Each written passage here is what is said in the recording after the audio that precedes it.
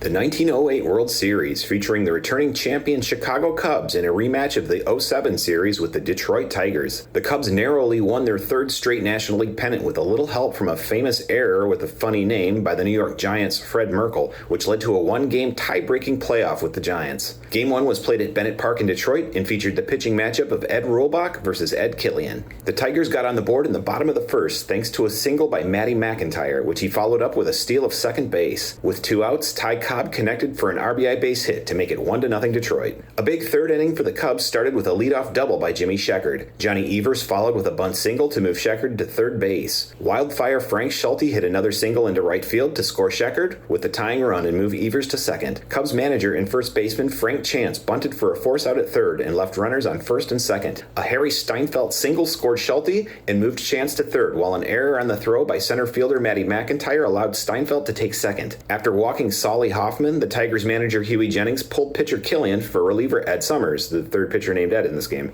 Joe Tinker grounded into a force out at second, but drove in Frank Chance and allowed Steinfeld to take third base. Tinker swiped second, then Johnny Kling reached on an error by Tigers third baseman Herman Germany Schaefer, which allowed Harry Steinfeld to score a run. Kling was caught stealing to end the inning with a score of 4-1 Cubs. The 7th inning featured scoring by both teams. In the top half, Johnny Evers singled, and Frank Schulte laid down a sacrifice bunt to move him to second. Frank Chance reached on another Tiger error, this time by second baseman Red Downs, which moved Evers to third. Harry Steinfeld then launched a fly ball to center field for a sacrifice to score Evers and make the score 5-1 Cubs.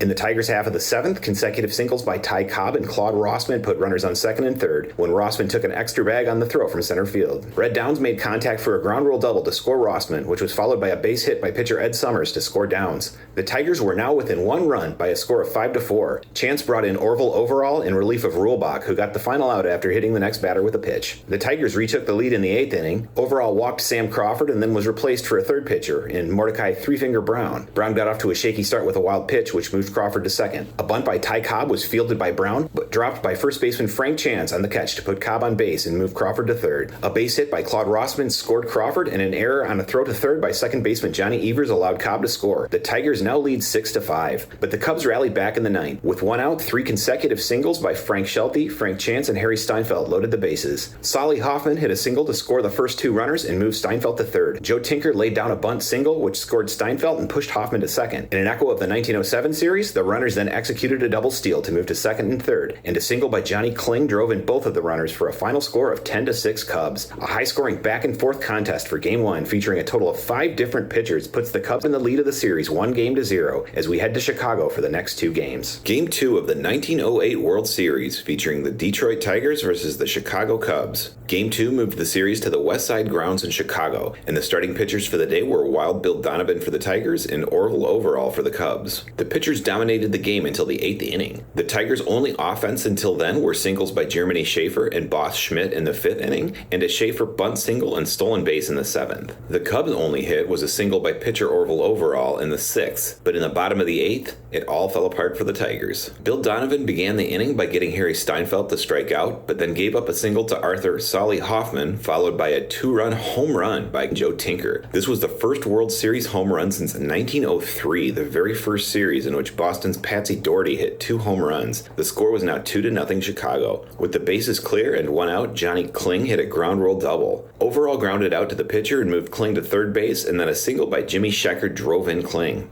Sheckard stole second base, then Johnny Evers dropped a bunt single to score Sheckard all the way from second base to make it 4-0 Chicago. Johnny Evers executed another steal of second base, then came home on a triple by Frank Schulte. Bill Donovan unleashed a wild pitch which allowed Schulte to score from third base and make it 6-0 Cubs. The Cubs kept up the momentum as Frank Chance walked and stole second for the 3rd stolen base of the inning. The top of the Cubs order was back at the plate, but Harry Steinfeld made an out once again, this time flying out to left and ending the inning. The Tigers made an effort in their half of the 9th when Davy Jones, pinch hitting for shortstop Charlie O'Leary, took a base on balls. Jones moved to second on a ground out by Sam Crawford. Ty Cobb then drove in the Tigers' only run of the game with a base hit, which scored Jones from second. Claude Rossman then hit into a double play to end the game with a final score of 6 6-1 Cubs. Orville overall with a 4-hit complete game with 5 strikeouts and 2 walks in a brisk game that took less than an hour and a half to play. The Cubs now lead the series 2-0. Game 3 of the 1908 World Series between the Detroit Tigers and the Chicago Cubs. This was the second consecutive game at the West Side Grounds in Chicago and featured the pitching matchup of George Mullen for the Tigers and Jack Feister for the Cubs. The Tigers offense got to work right away in the top of the first. Shortstop Charlie O'Leary lined a single to third base. Sam Crawford hit a short grounder in front of home plate and was thrown out at first by catcher Johnny Kling, but O'Leary moved to second on the play. Ty Cobb then drove in the first run of the game with a single, making the score 1-0 Tigers. The Cubs took over the lead in the 4th inning. After Jimmy Sheckard struck out and Johnny Evers walked, Tigers pitcher George Mullen attempted to pick Evers off first. Tigers first baseman Claude Rossman dropped the throw for an error, and Evers ended up safe on second base. Frank Schulte popped a foul back to the catcher for the second out, but a single by Frank Chance scored Evers to tie the game at 1. Chance successfully swiped second base, and Harry Steinfeld reached on another Tigers error, this time by third baseman Bill Coughlin on the throw to first. Frank Chance broke for home on the play, and the second error of the inning by Claude Rossman on the throw to the plate allowed Chance to score unearned and move Steinfeld to second base. Solly Hoffman kept the rally going with a triple to score Steinfeld and make the score 3-1 Cubs, a disastrous inning defensively for the Tigers with 3 errors allowing 3 runs unearned. But the Tigers rallied in the 6th inning when George Mullen walked and a single by Matty McIntyre put runners on first and second.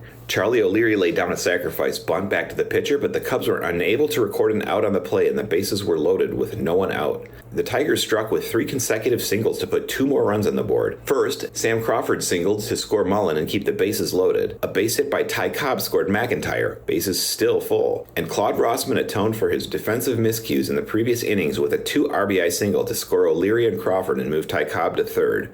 The Tigers take the lead by a score of 5-3. A fly ball to center by Germany Schaefer led to a double play for the first 2 outs when Ty Cobb was thrown out at home. Claude Rossman tagged and moved to second on the play, and a double by catcher Ira Thomas sent Rossman home to make the score 6-3 Tigers. Detroit rallied for 2 more in the 8th. Ty Cobb stayed hot with his 3rd hit of the game, this time a double to left field, and a bunt single by Claude Rossman put runners on the corners with nobody out. The Cubs recorded the first out on a fly ball by Germany Schaefer to right field, but allowed Rossman to take second base when Frank Schulte threw to home plate to hold Cobb at third. Ira Thomas drew a walk to load the bases, and a sacrifice fly by Bill Coughlin sent Cobb home. Tigers pitcher George Mullen connected for an infield hit on the first base side, and an error on the throw back to the bag by Frank Chance allowed Rossman to break for home plate, where he scored the Tigers' 8th run of the game. It's now 8-3 Tigers. Ty Cobb continued to give Cubs pitcher Jack Feister grief when he scored up for his 4th hit of the game in the 9th inning. The future Hall of Famer stole second base, then third base, and attempted to steal home plate, but was caught to end the inning. The Cubs couldn't score in the bottom half, and the final tally was 8-3 Tigers. The Tigers overcoming 4 defensive errors, and Ty Cobb with a massive 4-hit game, driving in 2 runs and scoring once. We head back to Detroit for Game 4, with the Cubs leading the series 2-1. Game 4 of the 1908 World Series between the returning champion Chicago Cubs and the Detroit Tigers. The 4th game has the series moving back to Detroit's Bennett Park and features Mordecai Three-Finger Brown and Ed Summers on the mound for the day. The Cubs put runs on the board in the 3rd inning. With 2 outs, Frank Schulte walked and then stole second base. Frank Chance took a base on balls to put a second runner on, and then Harry Steinfeld delivered with a single to left field to score Schulte and move Chance to second. The Cubs then ran it back with another single to left field, this time by Solly Hoffman, to score Frank Chance for the second run. Steinfeld took third, and Hoffman advanced to second on the throw to the plate to keep the pressure on the Tigers. But 2 runs was all the Cubs would get in the 3rd, as Summers managed to get Joe Tinker to ground out to short. The score is 2-0 Cubs. The Tigers almost rallied in the 4th inning, but were held in check by some smart defensive plays on the part of catcher Johnny Kling and pitcher Mordecai Brown. Charlie O'Leary and Sam Crawford led off the inning with back-to-back singles to put runners on first and second with no outs. The Cubs battery expected Ty Cobb to lay down a bunt and move up the runners, so they pitched him outside in hopes of getting the bunt to roll towards third. The strategy worked as Cobb rolled a bunt to the right-hand side of the pitcher Brown, who was able to get to the ball quickly and throw to third before Charlie O'Leary could get into the bag. The Cubs get the lead runner for the first out. In the same situation, with 1 out, the Cubs catcher Johnny Kling expected the Tigers to attempt another bunt, this time by first baseman Claude Rossman. Brown and Kling set up the Tigers' lead runner Sam Crawford as their target, and had shortstop shortstop Joe Tinker play wide of the bag so that Crawford wouldn't suspect anything. Brown then intentionally threw a pitch out to the batter, and Kling was able to fire the ball into second and catch Crawford off the bag for the second out. Brown was able to strike out Rossman to end the inning without allowing any runs by the Tigers. In the 8th inning, the Tigers sent up a pinch hitter for their pitcher, Ed Summers, so in the 9th, Summers was replaced by George Winter. Winter coaxed the first two batters to pop out on the infield for 2 quick outs. Johnny Evers hit a short fly ball to right field that dropped in for a single and then stole second base. Frank Schulte drew a walk to put a second runner on, and then Frank Chance lofted a fly ball to right field, which should have been the end of the game. But Ty Cobb made an error on the play, which allowed Evers to score an unearned run and send Schulte to third. Frank Schulte was caught trying to steal home base to end the game with a score of 3-0 Cubs. A 4-hit shutout for Mordecai Brown here in Game 3 with 4 strikeouts and no walks to put the Cubs ahead in the series 3-1.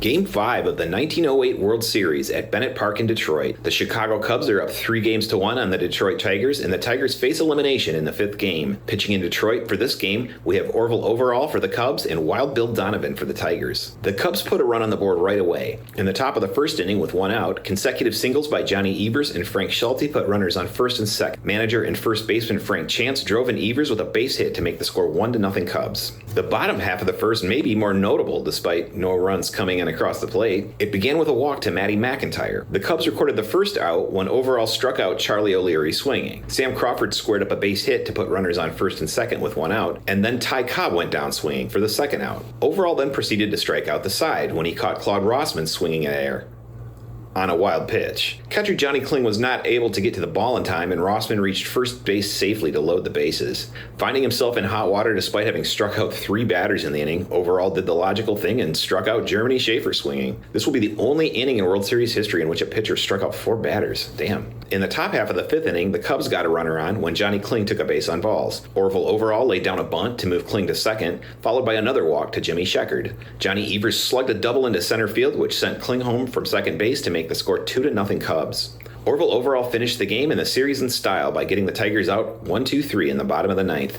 The series ended on a pop-up foul back to the catcher by the Tigers' boss Schmidt, who had also made the last out in the 1907 series. That's some bad luck there. So the Cubs win Game 5 in another shutout by a score of 2-0. Orville Overall getting it done on 3 hits with 10 strikeouts and 4 walks to finish the series with a 0.98 ERA over 18 1/3 innings. Arguably the MVP performance of the series. The Chicago Cubs win their 2nd consecutive World Series, completely out-pitching and out-hitting the Tigers for the 2nd year in a row. There was no way to know it back then, but this would be the last Cubs championship for a very long time.